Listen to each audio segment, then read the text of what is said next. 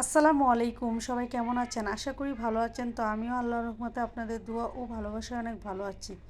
তো মাত্র এক পিস চিকেন দিয়ে আমি বেশ অনেকগুলা চিকেন ডোনাট তৈরি করে নেব। তো প্রথমে আমি একটি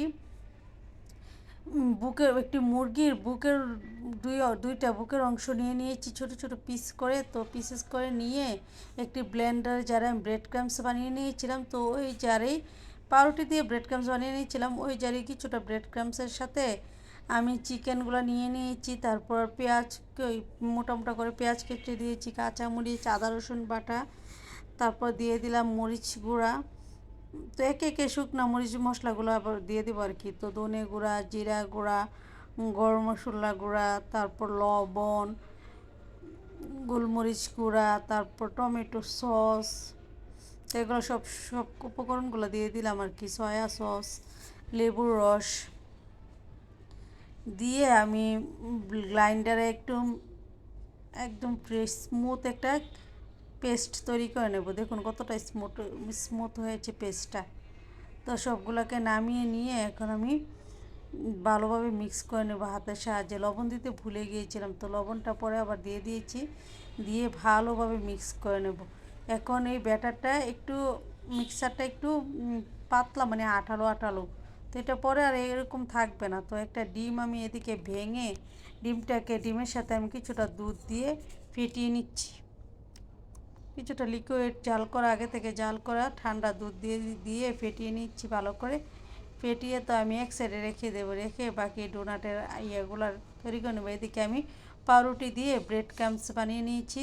আর এখানে ডোনাটের মিক্সচারটা নিয়ে আমি একটু একটু করে হাতে ছোটো ছোটো করে, মানে ডোনাট প্রত্যেকটা একটা যেন ছোটো বড় না হয়, মানে অন্য সাইজের না হয়, প্রত্যেকটা ডোনাট যেন একই সাইজের হয়, তাই আমি ছোটো ছোটো করে একটু একটু আলাদা আলাদা করে নিয়ে নিচ্ছি আর কি। তো এখন আমি ডোনাটের শেপটা দিয়ে দেবো। হাতে একটু তেল লাগিয়ে নিয়েছি, নিয়ে এখন আমি ডোনাটগুলো একে একে বানিয়ে নেব।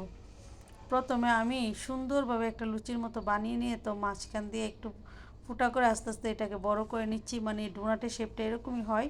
তো খুব সুন্দর করে ডোনাটগুলো বানিয়ে নিচ্ছি। আর ডোনাটগুলো দেখতেও খুব সুন্দর, তো খেতেও দুর্দান্ত মজা। ছোটো বড় থেকে সবারই পছন্দ এই ডোনাটটা। তো এই তো একটা একটা করে আমি সবগুলো ডোনাট বানিয়ে নেব। তো আপনাদের দেখানোর সাহায্যে আরেকটা দেখিয়ে দিচ্ছি ডোনাটটা কীভাবে বানাবেন। এভাবে ডোনাটটা বানিয়ে দেখবেন, মানে এতটা মজা লাগে। এভাবে সেম পদ্ধতিতে চিকেনটা যেভাবে মিক্সার করেছি, ব্লেন্ডার করেছি, যে যা যা মশলা দিয়েছি, সেমভাবে আপনারা চিকেন নাগেটটাও বানাতে পারবেন। তো এটা দেখার সৌন্দর্যে আমি ডোনাটটা বানিয়ে নিচ্ছি। তো দেখুন ডোনাটটা কত সুন্দর হচ্ছে, একদম মোটা মোটা করে আমি সুন্দর করে বানিয়ে নিচ্ছিলাম। তো বেশ অনেকগুলো ডোনাটই হয়েছে।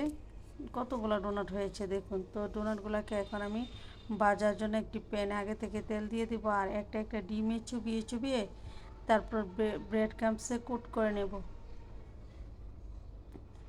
ডিমের সাথে ভালোভাবে একদম চুবিয়ে তারপর ব্রেড ক্রাম্বসে চেপে চেপে আমি কোট করে নিচ্ছি, যেন ব্রেড ক্রাম্বসটা মানে ছড়িয়ে ছিটিয়ে না যায়, মানে ডোনাটের সাথে ভালোভাবে মিক্স হয়ে যায়। তো সবগুলো ডোনাট আমি এভাবে ডিমে গড়িয়ে গড়িয়ে তারপর কোট করে নিয়ে তারপর ভাজার জন্য প্রস্তুত করে নিচ্ছিলাম আর কি।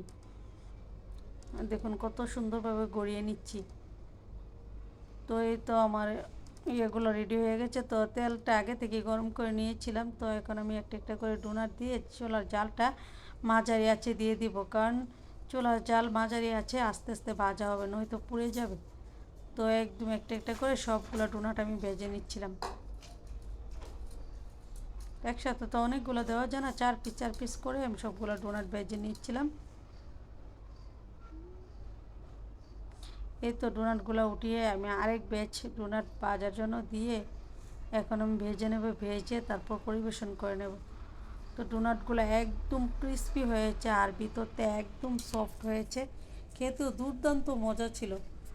তো ডোনাটটি এখন খাওয়ার জন্য প্রস্তুত করে নিয়েছি। দেখুন মাশাআল্লাহ ডোনাটগুলো কি সুন্দর লাগছে, কতটা লোভনীয় লাগছে। তো এখন ডোনাটটা খাওয়ার জন্য নিয়ে নিলাম। দেখুন কত সুন্দর, ভিতর দিয়ে একদম সফট, উপর দিয়ে ক্রিস্পি। তো ভালো থাকবেন, আল্লাহ হাফেজ, আসসালামু আলাইকুম।